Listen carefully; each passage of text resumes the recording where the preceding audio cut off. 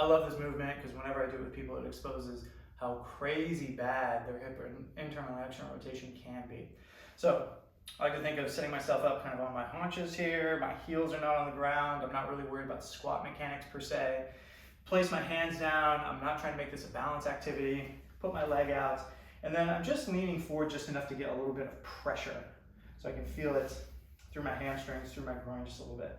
From there, I am challenging the internal rotation and external rotation of my hip by trying to tap my big toe down and tap my pinky down to the other side without moving my upper body around to accommodate that.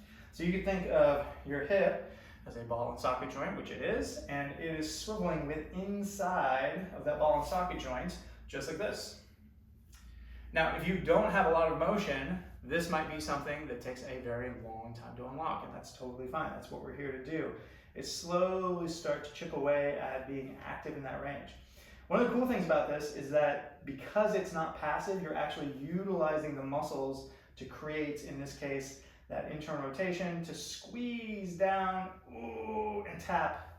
So this is stretch E in some characteristics, but it is much more active, which is a cool function of it. From there, head to the other side, do the exact same thing. You might find one side is stiffer or tighter than the other.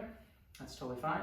And don't beat yourself up too much if you're just like, man, I get stuck right here, that's fine. This is gonna take some time, especially if you've had hip capsule issues, or you've got labrum issues, or you just don't rotate that much in your hips, or there could be a number of reasons why this doesn't feel that great, but starting to move that hip a little bit in this gentle way, in this active way, it's gonna help you get where you wanna go.